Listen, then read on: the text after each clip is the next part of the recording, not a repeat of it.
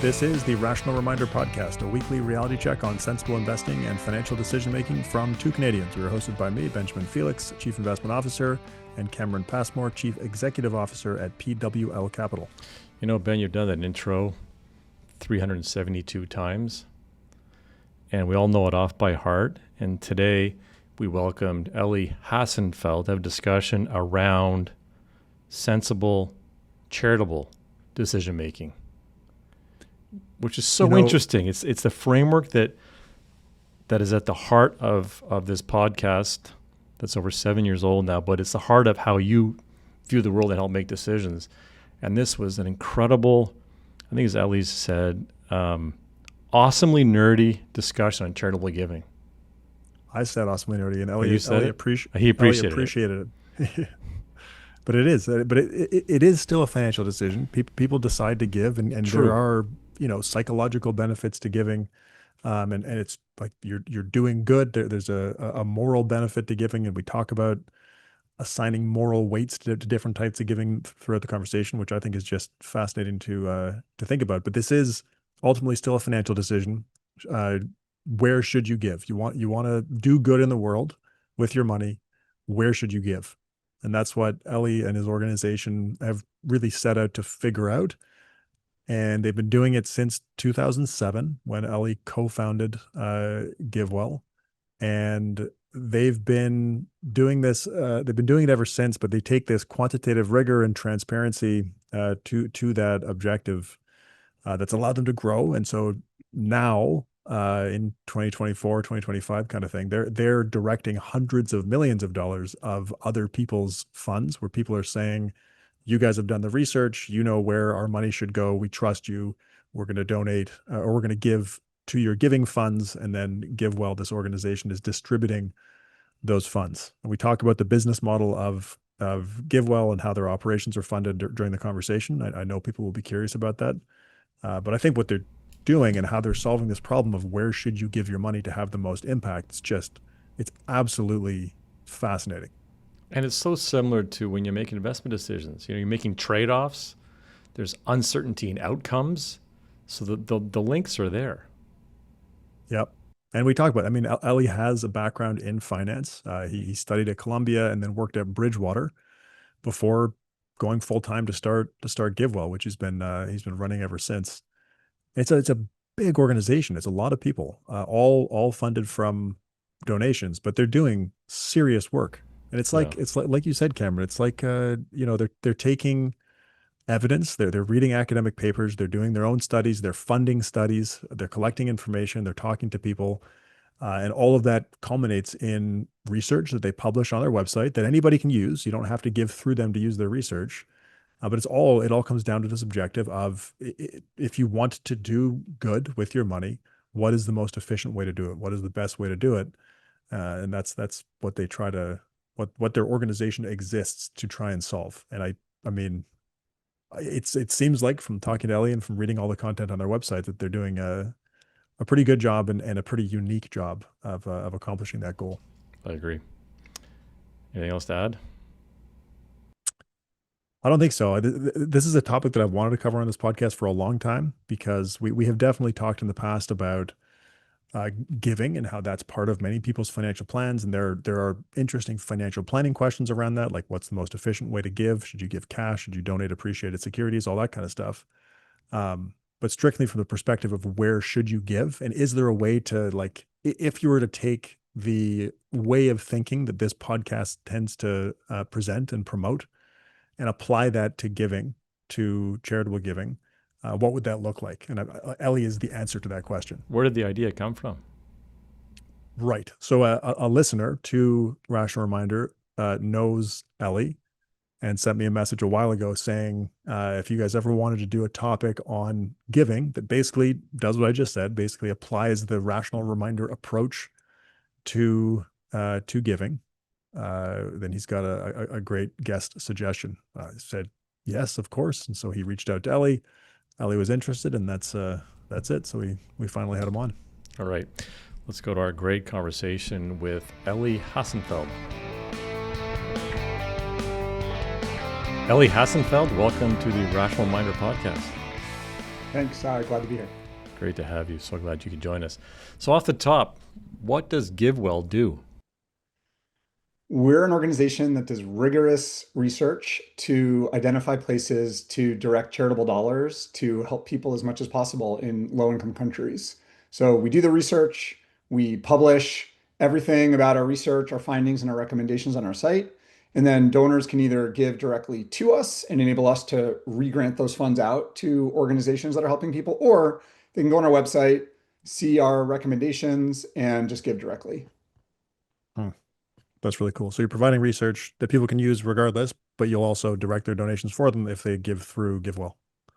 Yep, exactly. And for donors who want to use our research, our operations are supported by another set of donors. So if you want to go to our website, you want to give to our recommendations, we don't take a cut. You don't need to give to us. And we know that a lot of people when they're giving don't want to see more of what they're giving go to overhead. And Right. with that in mind, we want to make it as easy as possible for folks to use our research. And that's the same reason donors support us. They want to make it as easy as possible for others to use our research. That's interesting. How was GiveWell started? Yeah, so right after I graduated from university, worked in finance at an investment firm, and after being there for a few years, a friend and I were young, single guys making a little bit more than we needed, and we wanted to give money to charity. And at the time, I mean, we're trying to give a few $1,000s away, and we went and tried to figure out which charities are doing the most good with their dollar. Like, what are they doing, and how well is it working? And in the process of trying to figure out where to give, we realized that there was very little information available that could answer our questions. Happy to tell a bunch of stories about that. And we also just found ourselves kind of obsessed with this question. It becomes like a really interesting question. Well, like there are all these problems in the world. What can you do to direct money to help people? And so we realized that this wasn't something that was available. You couldn't get these answers. We knew from all the work we were doing that folks in our position weren't able to determine where to give because the information wasn't there, and we were obsessed. So we left our jobs and started GiveWell as a full-time project back in 2007 to really like serve donors like us, donors who wanted to give with confidence, wanted to have a lot of impact, and wanted to understand and see themselves that the money they were giving was having a big impact. Can you tell one of the stories? Oh yeah.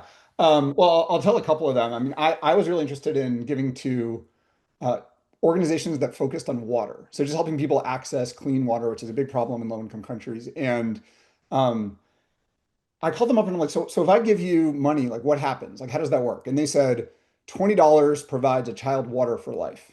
And I said, well, like, how does that work? Like, are you digging wells? And if you dig the wells, do you know if they're still there in a year? And is the water clean?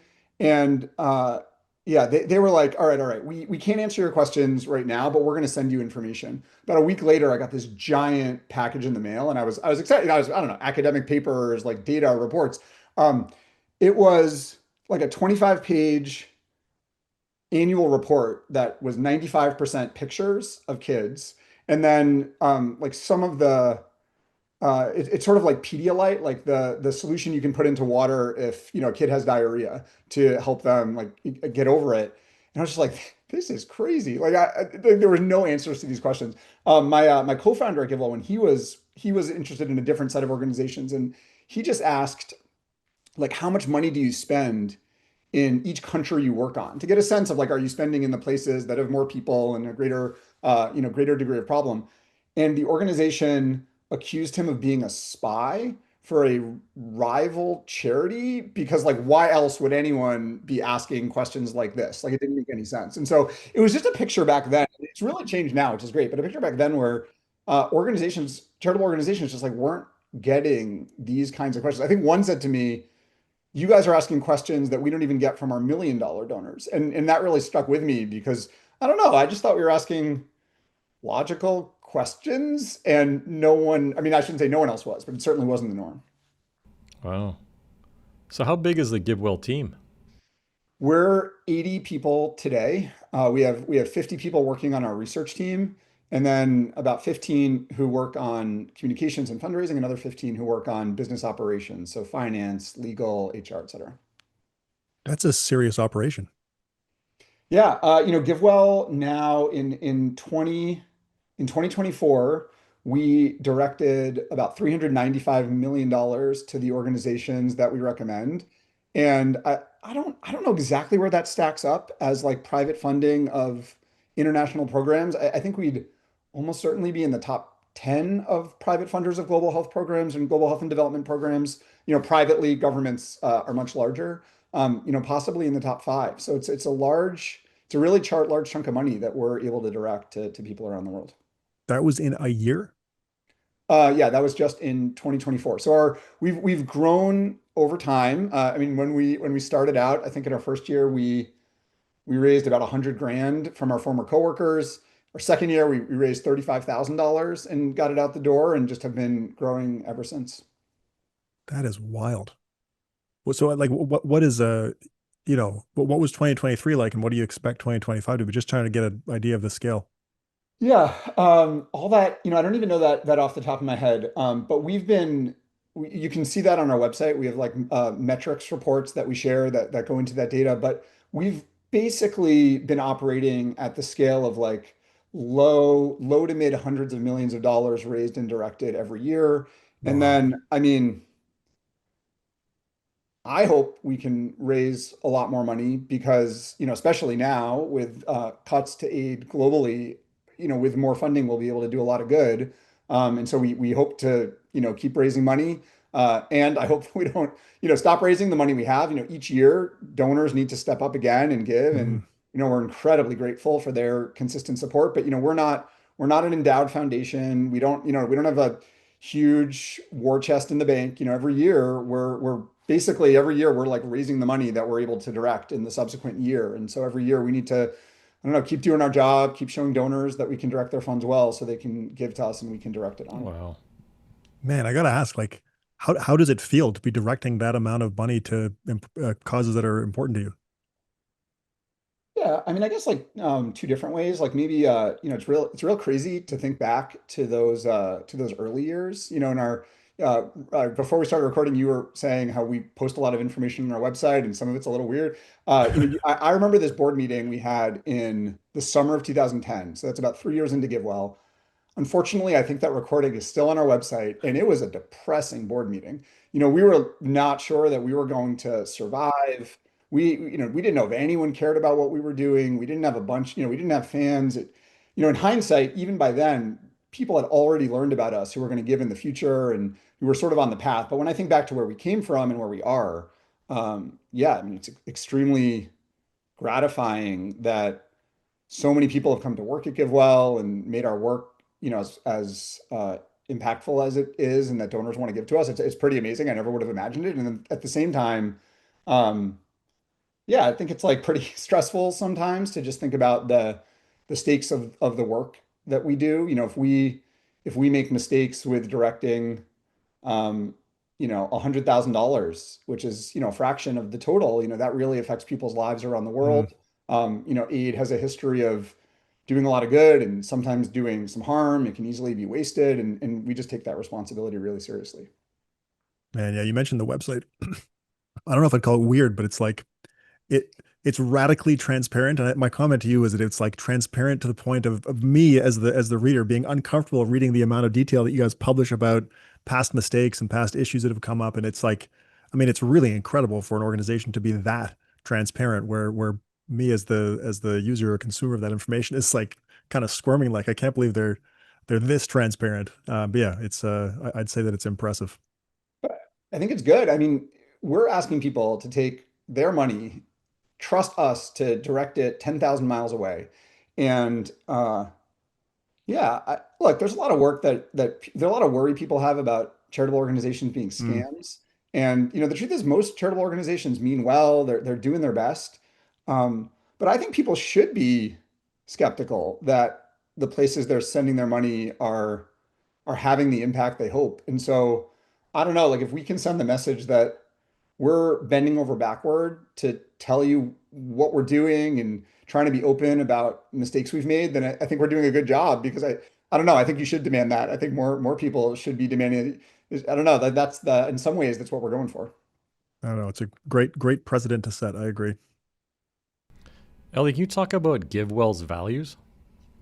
Yeah, so our I'd say that our like North Star value is just trying to have as much impact as we can on people who are in need. So that means improving their lives or saving their lives. That could be via health programs, increasing their income so they can buy the things they want, uh, just improving their lives via improving their health, uh, providing them people who want it with contraception so they can decide, when and how many children to have. So that's our North Star. And then the main ways we go about that is through two other core values, which are transparency, which we've already talked about, which to me is just, I don't know, like it's so easy to make all sorts of claims about things. And we just want folks to know that when we say, we think it costs this much to save a life, or we directed money to this organization because what we think it will do, you don't have to take our word for it. You can go check it out yourself. And if you don't want to do that, you can have the confidence that there's a bunch of other people out there who, are doing that. And that should give you more confidence. So, transparency is a core value.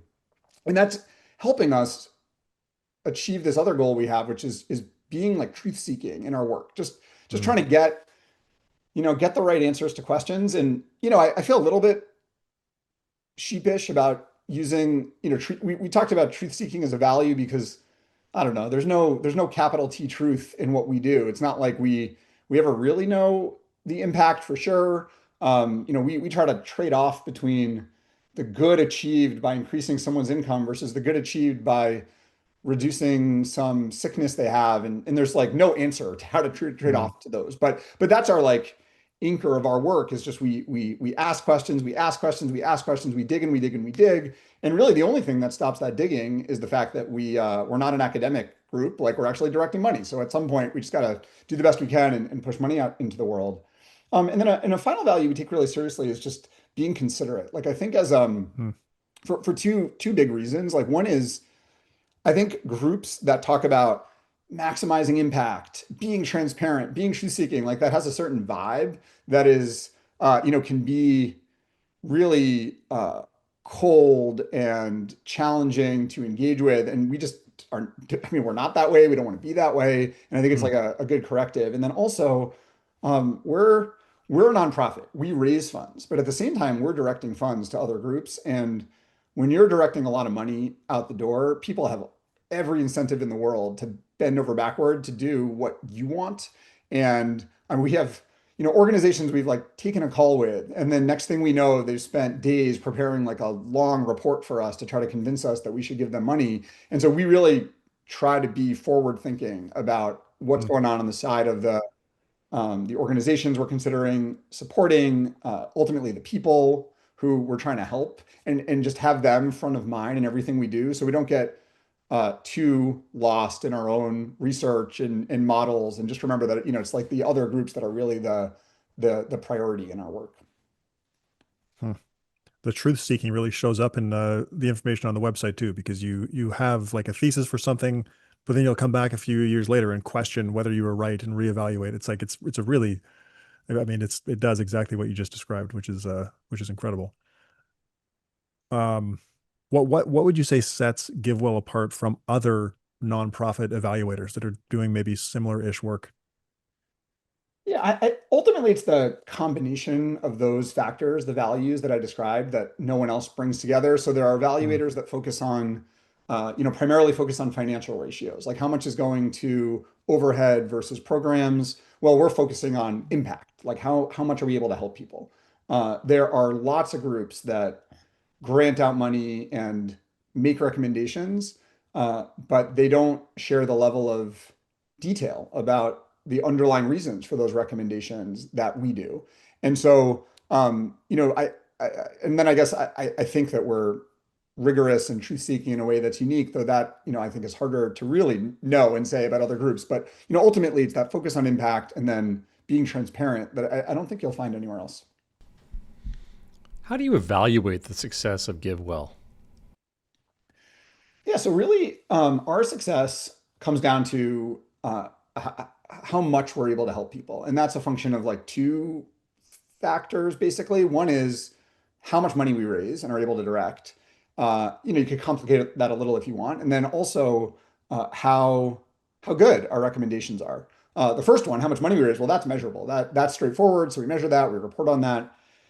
And then it's really hard to say how good our research is. Like there's no external number that we can point to that says like, well, this is how much additional good GiveWell created in the world because of its existence. You can't have the equivalent of the like annual return on an investment portfolio because there's just no way to get at that number.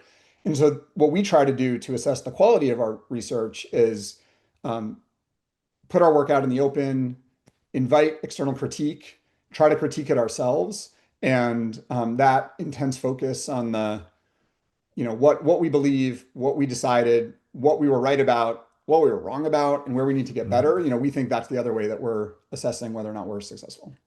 Hmm. Yeah, we'll talk more about how you guys are doing that in a bit. You mentioned this, but I still want to ask, can you describe GiveWell's business model? Yeah, so we're just a nonprofit. We raise money from donors to support our operations. That enables us to have an office, pay staff, travel to see the programs in person that we need to see. And then with that operational funding taken care of, donors can come and support us without having to pay in if they don't want to. And so that can be, some donors just come to our website, use our research for free. We don't ever know about it. They give directly to organizations, and then others are giving through us. And I mean, there are, depending on how people decide to give, there can be a transaction fee on their donation, but we don't need to take a cut of what they're giving. And yeah, so that's how we operate. Yeah, it's interesting. So there's really no incentive you have no incentive to convince people to give through you, but you need people to support the operations. Yeah, we want people to support the operations. At the end of the day, I mean, we're not completely indifferent to people giving through us versus giving directly, but we're nearly indifferent about those two Okay. options. And the reason we're not completely indifferent, if it comes through us, it's easier for us to measure. If we can measure it, we're better able to go to our donors and say, look, like, so we're supporting us, look at the money we're raising. And then also, we have more control over the money that comes through us. So sometimes, we might want to support a particular program in a particular region of a country. If the money comes Mhm. through us, we can go to an organization and say, for example, there's a lot more malaria in this part of Democratic Republic of Congo than in that part. We really want Mm. to make sure you're supporting the part Oh, where wow. your activities will have greater impact. And then on the Mm. other hand, if you give directly, sometimes, and I think for the organizations we recommend, I hope that they're normally taking that into account. But that really that sort of comparison and quantification is our bread and butter, and organizations have like different means of operating, and so it's also helpful to us because we can say, right now, this particular region and this particular program is the place that has the greatest need and direct funds there. Mm. That's really interesting. So, where are your donors typically located? Yeah, so very broadly, I'd say like in the English speaking world. So, US, Canada, UK, Australia would be the biggest locations.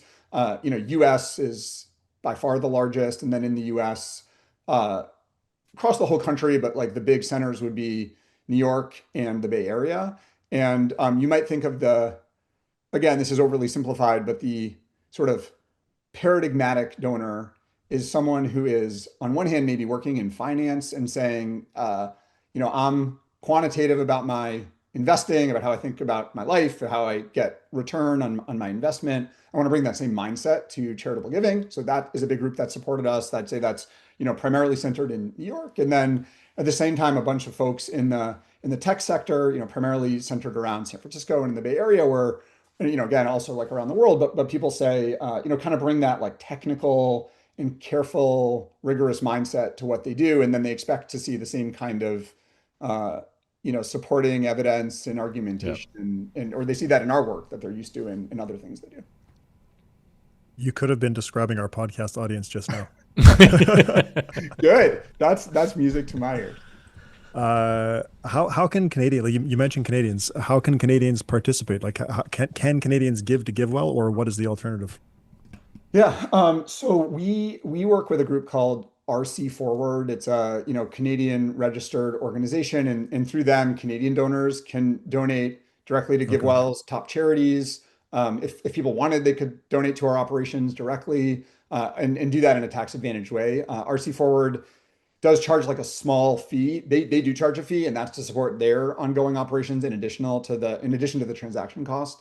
And we Mm, also just have sometimes Canadian donors will reach out to us directly for mm. support, and then we work with them and connect them with RC Forward. And there's an email address on our website if you're looking for help, which is just info@givewell.org. Cool. I'm really curious if Sam Bankman-Fried, in his association with effective altruism, if that had any effect on GiveWell. Yeah, it didn't. I wouldn't say it had any direct effects, but I think it might have had some hard to measure indirect effects. So, GiveWell as an organization predated the effective altruism movement and the term effective altruism. There are things in the effective altruism movement that are obviously like very similar to how GiveWell thinks about things, but it was always really important to me and to us at GiveWell that we said we have these core values: truth seeking, transparency, impact, being considerate. And those, I think, stand on their own, regardless of the effective altruism movement as a whole. And so then, I think because of that, there's like one blog post we wrote a long time ago where we talked about being part of the effective altruism movement, but like predominantly we just didn't Mm. directly um, align ourselves fully with that movement as our identity. And I think that helped like insulate us when everything happened with Sam Bankman-Fried. And so we just didn't have these like direct negative effects. Via Sam or some foundation of his, I think organizations that we recommend received about $1.5 million, and that came through us, and we returned the money to the bankruptcy estate that it wanted because we were able to do that and thought that was the right thing to do. And then, I think the indirect effects are harder to measure, and probably are more potentially concerning, where, people just have, there was a time when effective altruism and the ideas surrounding GiveWell were thought of like almost entirely in a positive way.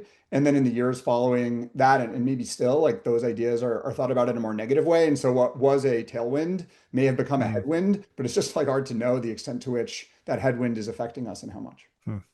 Yeah, it's interesting. All right, we're going to move on to how you guys evaluate charities. What are your criteria for grant making? Yeah, so there's like four very broad things that we're looking at, and then each of these will like break down into almost like infinite levels of inquiry. But the big questions are first, what's the evidence that this works? So like, how do we know that this program is having the impact you expect on the world? And so let me give an example. We provide a lot of support to malaria nets. These are nets that people hang over their beds at night. They protect against the mosquitoes that transmit malaria. There are more than 20 randomized controlled trials. That's the sort of gold standard for assessing the impact of a medical program that show that when you give out these nets, they reduce cases of malaria. There's also a number of studies that measure mortality directly. They reduce deaths from malaria. And so question number one is just like, what's the evidence that this program works? Question number two is like, how cost effective is it? What bang do you get for your buck? So, okay, I can tell you that malaria nets are effective, but now you want to know, well, how much does it cost to buy one? And how much does it cost to distribute them and get them to the people, all the way from the factory to the village? You want to know if you purchase 100, how many actually reach the village? Some of them might get lost or stolen, and some do get lost and stolen. How often do people hang it up? How often do people not even bother to hang their nets up or use it for something else? Over time, mosquitoes get resistant to the insecticide in the nets. So you want to know, like, how do I take that? So all of that, take that into account, and you say, all right, well, what am I getting with the money that I'm spending? That's cost effectiveness. And what we're aiming to do is then direct funds to the programs that are most cost effective, get the biggest bang for your buck. And let me just pause here because I don't know, it's like easy to sort of like talk about rigor and throw a lot of numbers out there. And I think something that's just like worth keeping in mind is that we use these numbers in some ways. Doing all this work helps discipline our thinking because we can compare things to each other.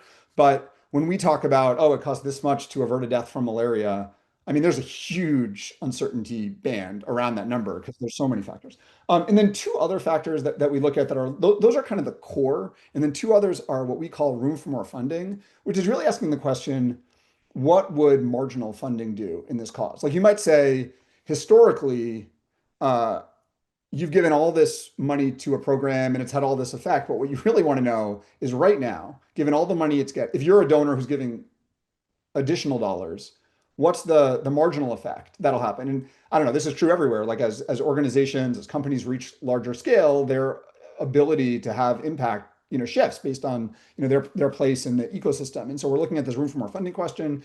And then finally, transparency, which is both the fact that I mentioned this at the beginning, that information wasn't available. Well, it's still the case that most information about organizations' impact is not readily available. And so we need organizations that are collecting data and willing to share data with us. And if they're not going to share, if they're not going to be transparent, there's really nothing we can do because the information doesn't exist. I will say, having gone from raising like $30,000 a year to moving, a multiple of that, organizations have an incentive to share more information with us now. So that's become clear over time.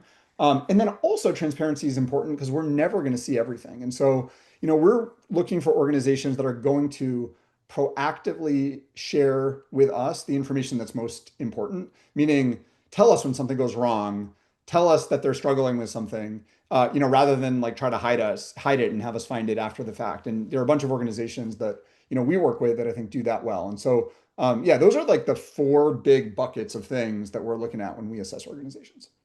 Yeah, it's all obviously great criteria. The one that jumped out at me when I was reading through this initially was the room for more funding things. It reminds me of stock prices. Like if you find a really good stock and then everyone buys it, eventually it's not a good stock anymore. It sounds like it's a similar kind of principle where if you find a really really good efficient way to give, if you give all of your money there, all of a sudden it's actually not so productive anymore. Yeah, so I think it's a great, I want to like say why it's a great analogy. And then I think there's like an important way in which the analogy, it's like really different in charitable Hmm. giving from the stock market. So I think it's a great analogy because, um, yeah, you don't get to buy the average return. You only get to buy like what's happening in the future. And if the price got bid up, or in the case that I'm talking about, if malaria nets were totally funded already, like you don't want to give more to there. I mean, it is not the case. The malaria nets are totally funded. Like they need more money. But so in that way, the analogy holds.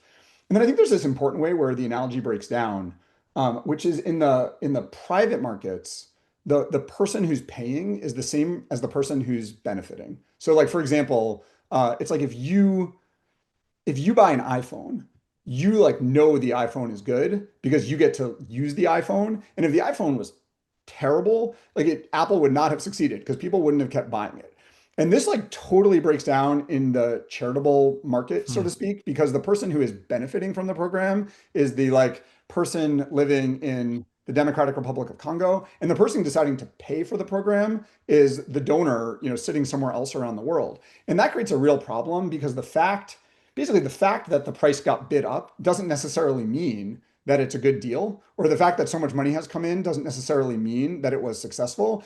And so what I think, anyhow, that implies a lot of things, but one of the important things it implies is that there can be places where a lot of money is flowing in, there's more room to keep giving more, and you're still getting like sort of I don't know how to put it exactly, but like a ridiculous price for your money because the charitable market doesn't have the same mechanism to be efficient that the investment Hmm. market does. How do you identify top charities? Yeah, so there's basically like three ways that we go looking for organizations. One is we're looking at academic papers that are reporting on the effectiveness of programs. So, first criterion, evidence of effectiveness. Most of the information about what is effective is coming from the I don't know what to call it, like the community of academics who are studying things like, well, how do we increase growth in low income countries? How do we improve health? Does this particular program work? So we're just staying up to date on that. When there's a program that's effective, we are looking to see if an organization is implementing it. Second, we are talking to major, like very large international non-governmental organizations, often referred to as INGOs. We're asking them the question like, what are your programs, and do you know if they're working? So go right to the implementing organizations themselves to say, what are you doing and do you know if it works? And then finally, we have on our research team, and one of the reasons we're fairly large is teams that focus on different cause areas. So malaria, water, vaccines, et cetera. And they are very embedded in the community of people working on those programs, and so they're telling us about what's happening and what's working. And when we hear about new things that we should look at, we're able to bring them in and put them through our process. Hmm. Wow.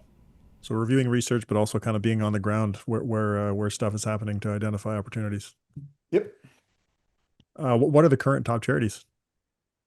We have four organizations. So two work on preventing malaria. Malaria is still kills about 600,000 people a year, most of them Wow. young children. You think about that in like daily terms, it's like a crazy number. Um, so there's two organizations. One is the Against Malaria Foundation. They purchase and then facilitate the distribution of malaria nets that reduce that protect against malaria all around the world. They've been a top charity for a long time. The other one is an organization called Malaria Consortium. They run a program called Seasonal Malaria Chemo Prevention. You can sort of see these are maybe organizations not the best at marketing and fundraising, but the actual programs they run are amazing. And this is a newer program. Like the studies for this seasonal malaria chemo prevention is preventative malaria medicine were only conducted, I think they finished getting in 2011, 2012, these studies were finished. Then they started getting rolled out globally. And basically it's delivering a set of preventative malaria medication to children under 5 during the first week of each month during the time of year when malaria is most prevalent, like mostly in the area of Africa called the Sahel. So that's another very cost-effective program. These programs, just to give you a ballpark figure, cost, about $5 per person reach, like order of magnitude. It could be a few dollars less, a few dollars more, but per year. And then they we estimate all in, again, like very roughly, we're talking about like about $5,000 to avert the death of a young child from those programs. Hmm. So those are two. The other two, one is Helen Keller International's vitamin A supplementation program.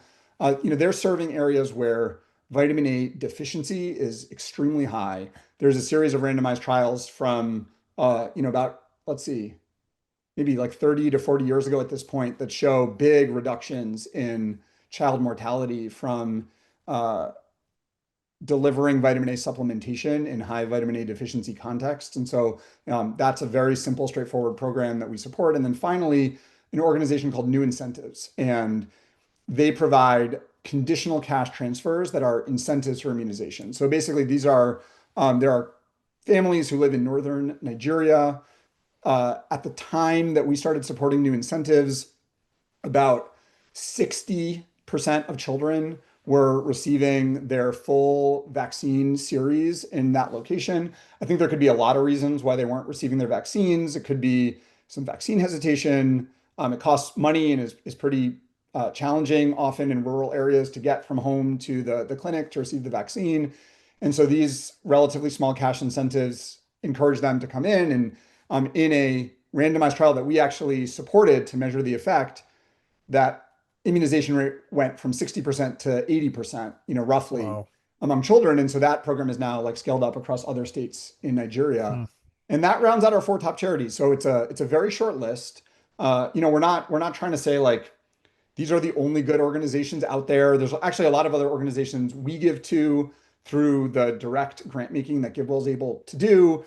But these are the four that I'd say have the combination of the strongest evidence behind them. We've worked with them for a long time. They have a strong track record, and frankly, just like additional money to them at the margin is funds that we think are competitive for doing some of the most impact that you could with charitable dollars. Hmm. Why do top charities focus on global poverty? Yeah, it's actually not how we started out, but we came to it through our research. So when we started out, we were looking both at social programs. At the time, in the United States, we were living in New York, so looking at social programs in New York City. And after a couple of years of research, what we found was just how big the differences are in terms of what, money can accomplish at home, for us at home versus overseas. So, we we think we're talking about, single digit thousands of dollars to avert the death of a young child from giving overseas. Some of the programs we looked at in New York, it might be a charter school program. So, bringing kids from low income families in New York into an improved school to improve educational outcomes, that was in the range of $1,000 to $2,000 per year in school, and so just like the difference in the magnitude of the effect, a few $1,000s per life saved, a few $1,000s per year in school really caused us to focus our energy overseas, where we think just in aggregate, the money we direct will do more good. How frequently do the top charities change? They've been pretty static recently. I mean, we've recommended the Against Malaria Foundation for a really long time, and there just isn't that much, news that comes out that would cause them to fall off that we're looking at it. Um, but they've shifted a lot, like over history. So we've had times where the top charities list was like 8 or 9 organizations. We've had organizations that we put on and came off for various reasons. It could be because there were updates to evidence. It could be because we just frankly thought we could get do a higher impact, like giving elsewhere, and they weren't competitive anymore with the best things that we could find. But maybe I'll just tell like one example is we supported one of the things that we've done in our history is try to support the creation of new top charities. So we've said when we started out, our attitude was let's just see what exists and try to direct funding to the very best things we can find. And after, let's see, like 6 or 7 years of doing that, we're like, all right, we've seen a lot. What can we do now to try to create more organizations that we could add to this list? So one of the groups I mentioned, New Incentives, which does immunizations, they're a group that we really help support, and we support it through the way. They have a sort of a long winding story of getting data and having to pivot and learning that what they were doing wasn't working and moving on to other things. There was actually an organization, when did we do this? This was about 10 years ago. We supported an organization to test an idea for what they called seasonal migration. And the idea is that in Bangladesh, many people are small scale farmers. And during the farming season, they have plenty of food. But in the lean season, when there's no harvesting and crops, they don't have money and people are really struggling. They don't have enough food to eat. And some folks migrate from rural areas to urban areas. And there were a series of randomized trials coming out of economics departments and universities that showed if you gave people a small cash incentive, they would migrate, and then they would earn more money, send it back to their families, and I think most interestingly, would then migrate without the incentive in subsequent years. And the basic idea behind it was then people were feeling some risk aversion about migration, but if you could show them with this cash incentive, reduce that risk aversion, then they see that it was good. Okay, so we decided this looked great. This was a very promising program. And we supported an organization called Evidence Action to roll this out as a new charitable program. It was actually on our top charities list, I think, for a year. But at the same time, we said, consistent with our earlier discussion about scale, the research studies, I think, I might be getting these numbers wrong, but they were reaching about 1,000 people, 2,000 people at a time. At scale is 100,000 people. And all of a sudden you need to come up with like a new way of operating. And so we supported a randomized trial of that program, and the trial found no net increase in migration between the treatment group and the control group. We kind of tracked those results over 2 years, and they're like, all right, I don't know, this is just not working. And so they shut down the program and they came off the list and we moved on. And I don't know, I just think it's a good example of how we try to operate and also like why it's important to operate the way we do. Like there's this alternative universe where we're just like seasonal migration, go, like this obviously works. There's randomized trials. I mean, that's even better than like what most things would have behind them. But it was that extra effort to keep measuring and I don't know, like seeing that we could be wrong and we were wrong, that I think over time is leading our recommendations to be higher quality. Such an awesomely nerdy way to approach this stuff. I love it. Awesomely nerdy described it pretty well. Or at least nerdy, hopefully awesomely nerdy. You mentioned the cost to save a life. You mentioned a couple numbers, like a few $1,000s, maybe $5,000. Why is the cost to save a life so high when something like mosquito nets or malaria drugs are, I mean, pretty inexpensive? Yeah, I mean, there's a few reasons. The biggest one is that even though malaria kills so many people every year and is so prevalent, the chance that any individual child will die of malaria is relatively low. I don't want to quote this number wrong, but it would be in the range of like 0.5% to 1% per year. is like the risk of death, I think. And so with that in mind, you have to distribute a lot of nets in order to prevent one child from dying. And then you have all the other problems that I mentioned along the way with that's assuming like perfect, like nets being perfect at preventing malaria, but they're not. Nets only prevent about 50% of the cases because mosquitoes bite at night. Well, some of that is when you're sleeping. Some of that is when you're outside. Some nets get stolen. A bunch of nets don't get used. Insecticide resistance builds up.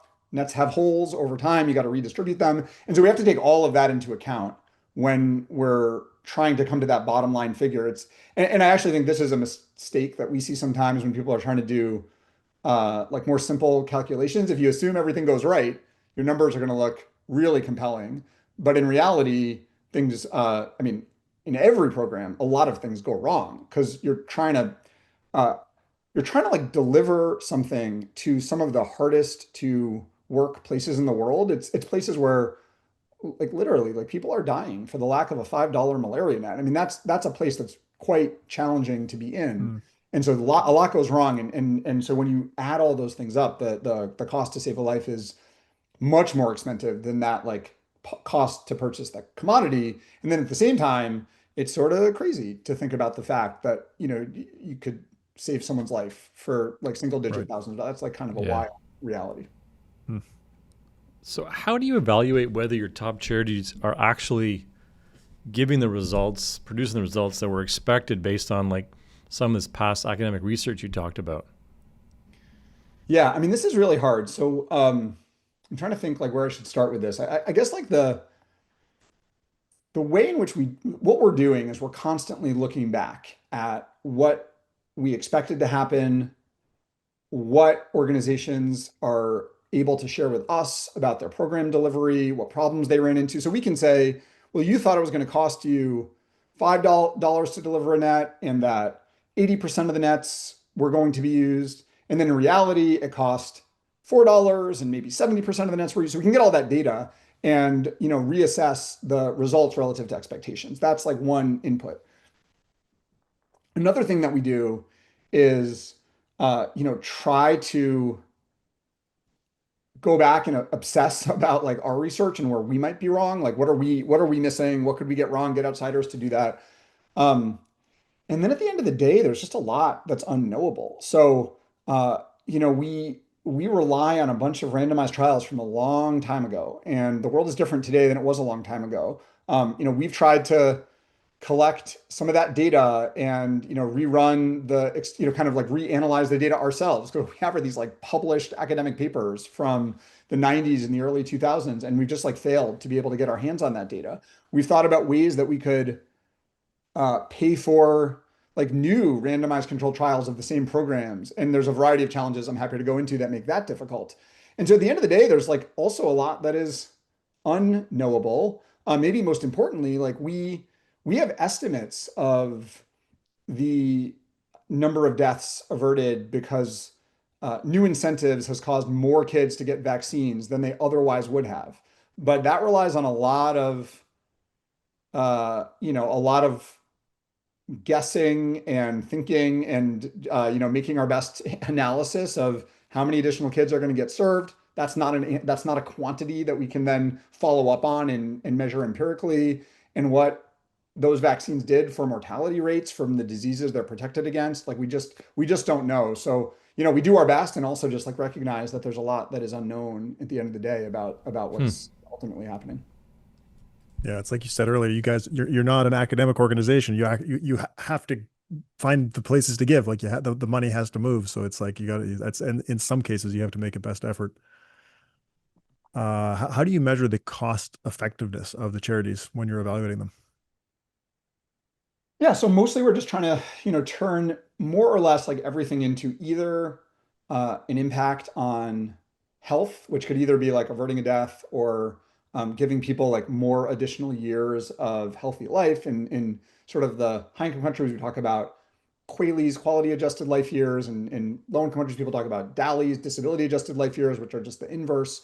But just trying to look at those two quantities. And then a lot of programs also have effects on people's ability to earn money. And then we say, yeah, like how much did you increase income, and put all that together into some, overall measure of like GiveWell's version of the good. And really the question we're asking is, how much does a donor have to put in to get out like that amount of good, that reduction in deaths, that improvement in health, that increase in income?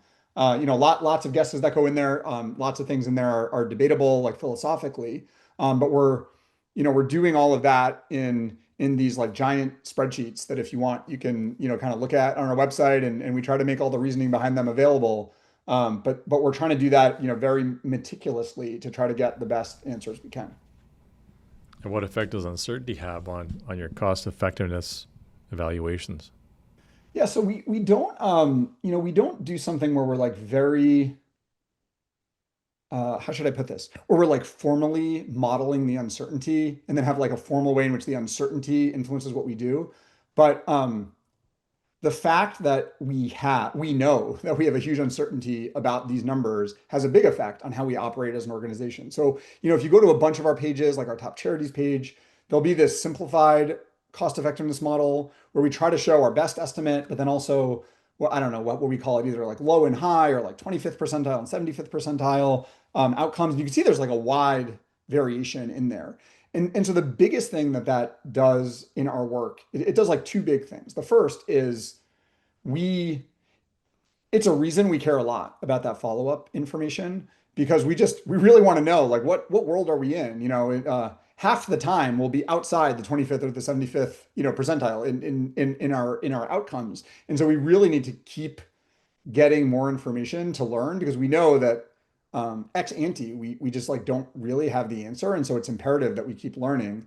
And then the second thing is, at some level, we just don't let our decisions be made like only by the numbers. So and so what I mean by that is like to give sort of a simplified example, like let's say that our threshold for cost effectiveness with $5,000 per death averted, and then one organization is $5,100, and one organization is $4,900 per death averted. We don't view those as like meaningfully distinct. At that point, we're like, okay, those are close enough quantitatively that qualitative factors have to be the driving factor in the decision. And that's part of the reason that the transparency is so critical. So we can describe like what those qualitative factors are, and people can look at them themselves. And then the final thing I'd say is that like we are more prone sometimes to want to take some, be open to doing things where we're not sure. I don't know how to put this exactly, but like the bet we're making is right up front, but there's some chance that it could be really good. And so we'll take the bet. We know that, we don't know how it will turn out, and then we'll see down the line if it worked out or not. And then we can either, go forward and scale up if it goes positively, or like move on if it didn't. Man, these next couple questions are, I don't know, might be the most interesting ones in my opinion. Like everything else has been kind of, I don't know, almost quantitative. But like all of that hinges on this piece. So I'll ask the question: how impactful are moral weights to the granting decisions and charity evaluation that you guys are doing? Yeah, I mean, so they make a big difference to our decisions. Let me just kind of explain what they are. So, uh, you know, we as an organization are trying to allocate the money that we're responsible for to the places we think it'll do the most good. And a lot of donors say to us, we trust you. Like, we want you to make the best decision that you can, GiveWell. So then we have this problem, which is not every outcome that an organization achieves is uh, like comparable to every other outcome. Like, one organization saves the lives of children under the age of 5. Another organization gives people money so they can buy more of the things they want. And that, I don't know, like improves their lives in countless ways that might flow through to mortality, but do other good things for people's lives. And so we've tried to come up with a way for us to compare these two things, like in some sense, like create the exchange rate between the value that comes from increasing income and the value that comes from averting deaths. And so we have that, we've done that. Just to be clear, like we have, this is not like true. Like we don't think we have some like special information on this. It's these are just things that we we have to come up with, because otherwise, I mean, there's other ways you could do this. You could sort of refuse to make the choice and make donors make the choice, but donors want us to. We could do this arbitrarily in some way, like we'll give 20% to this and 20% to that, but why? And so, we've done this, I'd say, like with, I hope, a fair degree of humility and understanding that we don't really know what they should be, but it's useful in our work to be able to make decisions about how to allocate between these different kinds of good. But so like how if you tweaked your moral weights, for example, would it change that how much you're giving to each organization that you're currently giving to? Yeah. So so just and I think that what the numbers I'm going to give you are right, but roughly speaking, our current moral weights say that averting the death of like a child under 5 is equivalent to doubling the income of 100 families for a year. Hmm. Okay.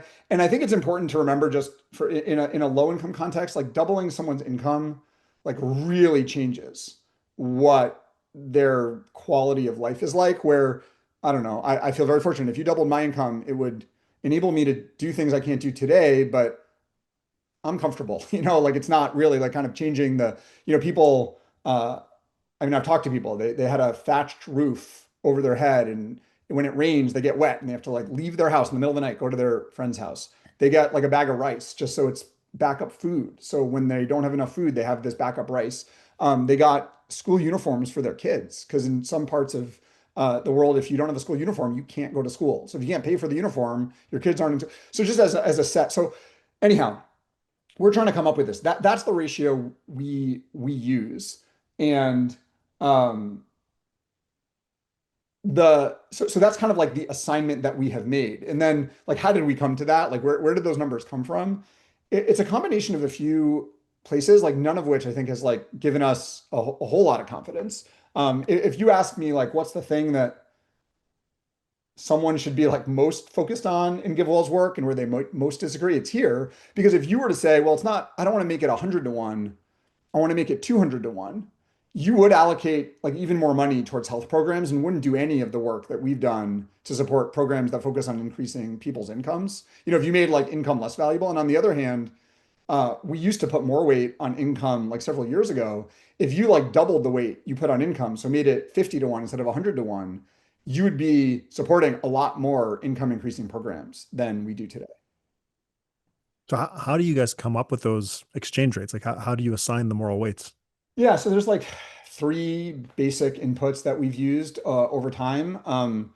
First is I'm trying to think what order to go in. Well, I'll go kind of in like chronological order of how we did it, and then now they are all combined. So the first thing we did is we just like surveyed GiveWell staff and GiveWell donors. Not because that is like the best answer, but it was like, where do we even begin with this question? And so we tried to get people's input on how they would weigh, and then we've like aggregated those up. That's kind of step one.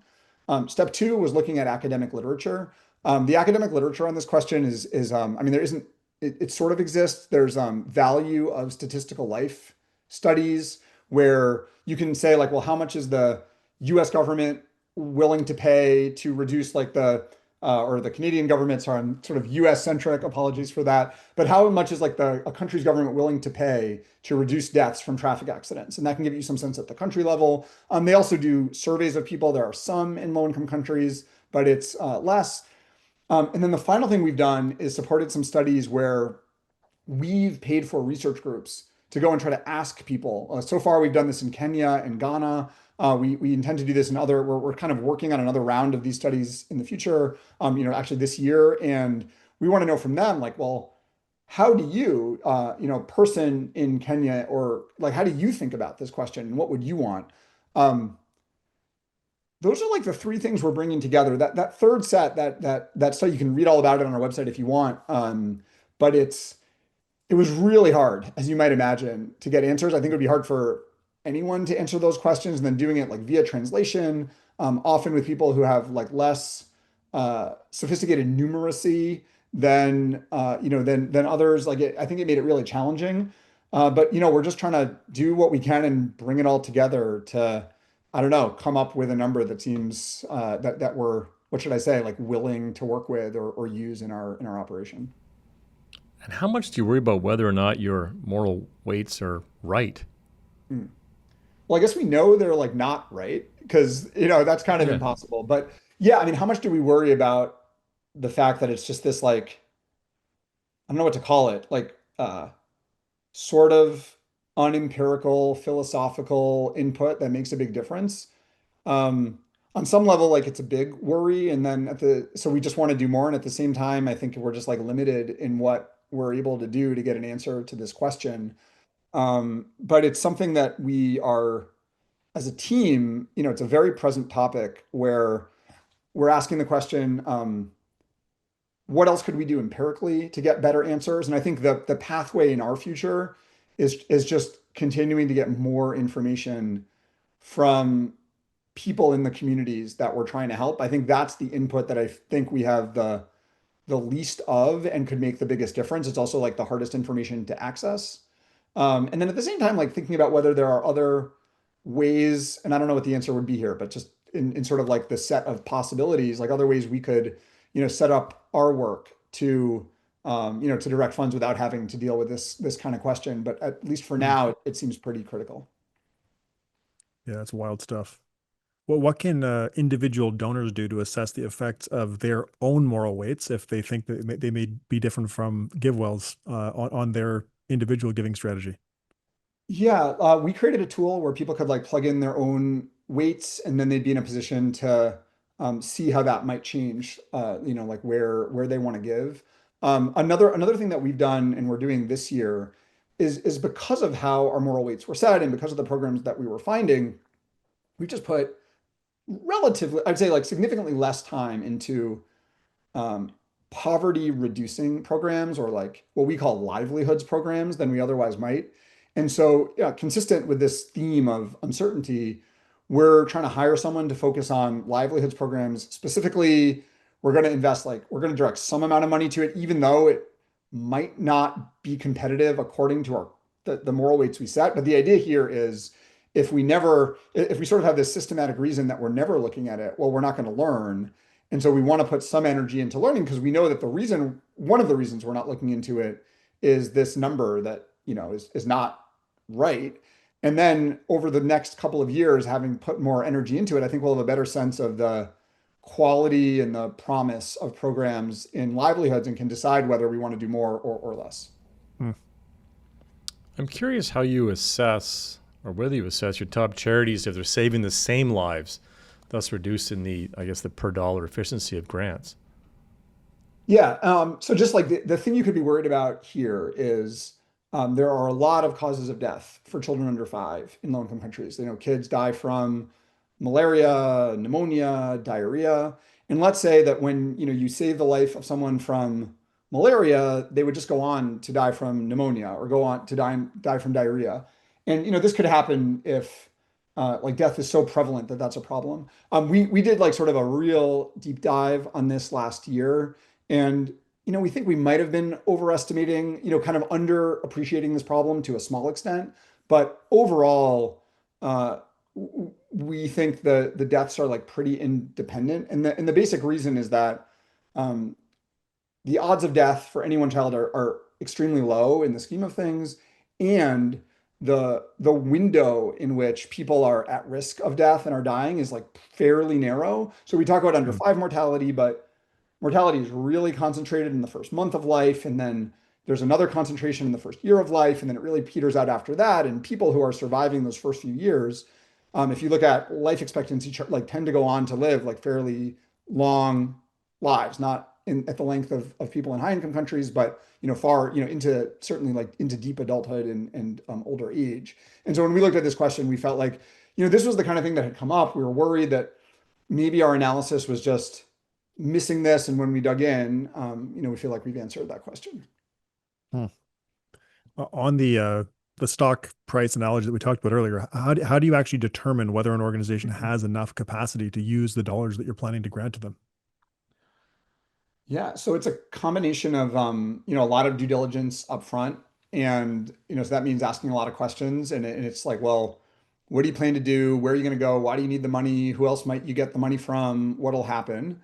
And then over time, seeing what occurs. And when when time passes, especially when we've worked with organizations over time, for us, I think ideally we're operating in a sort of like a repeated game framework where organizations have the incentive to be truthful with us because if they're truthful, we'll see the results of that over time, and that will then be conducive to more giving over time.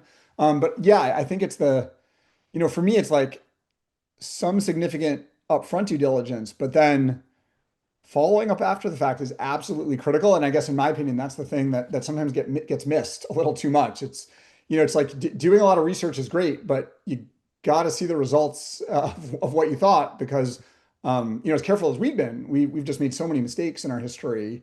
And then I think what has really helped us is that we've been there to learn and learn from them and see what happens so we can do better. And so in this case, it's just like, all right, well, what did happen with the money? Did you deliver the number of things that you expected? How much money do you have in the bank? Like, are you spending the money that we have? Are you, expanding into other areas? And then there can be more like sneaky ways in a sense that this happens where, maybe organizations aren't building a fundraising team because they're like, oh, GiveWell's got it covered. And that's another thing we'd want to be looking out for because that's maybe a subtler way in which, we're pushing out other donors, but it's just a big focus of what we do after the fact. Wow. So you're talking to them. Do you ever go to Africa or wherever they are and like audit the location and talk to people? Yeah, we talk to them a lot. I'm actually heading to Malawi this Sunday for just to be there for a few days with other members of the team. But yeah, like right now we have folks in Uganda looking at programs. Another Hmm. group with just got back from Sierra Leone. It's not as big a part of our work as it is, I think, like other funders.